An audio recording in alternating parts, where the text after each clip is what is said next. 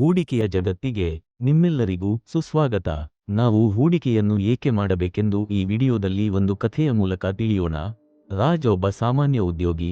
ಆತನ ಸಂಬಳ ತಿಂಗಳಿಗೆ 50,000 ರೂಪಾಯಿ. ಅದರಲ್ಲಿ ಮನೆ ಬಾಡಿಗೆ, ರೇಷನ್, ವಿದ್ಯುತ್ ಬಿಲ್ ಎಲ್ಲ ಸೇರಿ 30,000 ಖರ್ಚು. ಉಳಿದ 20,000 ರೂಪಾಯಿಗಳನ್ನು ಬ್ಯಾಂಕ್ನಲ್ಲಿ ಇರಿಸುತ್ತಾನೆ. ಆ ಹಣವನ್ನು ಕೇವಲ ಬ್ಯಾಂಕಿನಲ್ಲಿ ಇಟ್ಟರೆ 20 ವರ್ಷಗಳ ನಂತರ 1.7 ಕೋಟಿಯಷ್ಟಾಗಬಹುದು. ಹಣದುಬ್ಬರವು ಇದರ ಮೌಲ್ಯವನ್ನು ನುಂಗಿ ಹಾಕಬಹುದು ಮತ್ತು ಈ ಹಣ ಕೇವಲ 8 ವರ್ಷಗಳಿಗಷ್ಟೇ ಸಾಕಾಗುತ್ತದೆ.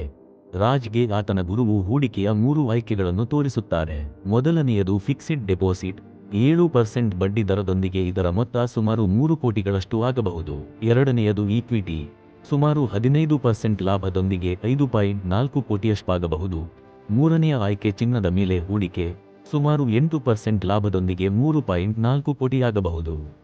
ರಿಯಲ್ ಎಸ್ಟೇಟ್ನಲ್ಲಿ ಹೂಡೋಣವೆಂದರೆ ಅದಕ್ಕೆ ದೊಡ್ಡ ಮೊತ್ತ ಬೇಕು, ಕಾನೂನು ಜ್ಞಾನವೂ ಬೇಕು, ಅದನ್ನು ಮಾರಲು ಅಥವಾ ಕೊಳ್ಳಲು ಕಡಿಮೆ ಲಿಕ್ವಿಡಿಟಿಯ ಸಮಸ್ಯೆ. ಇದಕ್ಕೆ ಒಳ್ಳೆಯ ಉಪಾಯವೆಂದರೆ ಅದು ಅಸೆಟ್ ಡೈವರ್ಸಿಫಿಕೇಶನ್. ಯುವಕರಿಗಾದರೆ 60% ಈಕ್ವಿಟಿ, 20% ಚಿನ್ನ, 20% ಫಿಕ್ಸ್ಡ್ ಡೆಪಾಸಿಟ್ ಒಂದು ಉತ್ತಮ ಆಯ್ಕೆಯಾಗಿದೆ. ಈ ರೀತಿ ರಾಜ್ನಂತೆ ಹೂಡಿಕೆ ಮಾಡಿದರೆ ನೀವು ಸಹ ಸಂಪತ್ತನ್ನು ಸೃಷ್ಟಿ ಮಾಡಬಹುದು. ಹಣದುಬ್ಬರವನ್ನು ಎದುರಿಸಿ ನಿಮ್ಮ ಭವಿಷ್ಯವನ್ನು ಸುರಕ್ಷಿತಗೊಳಿಸಿ.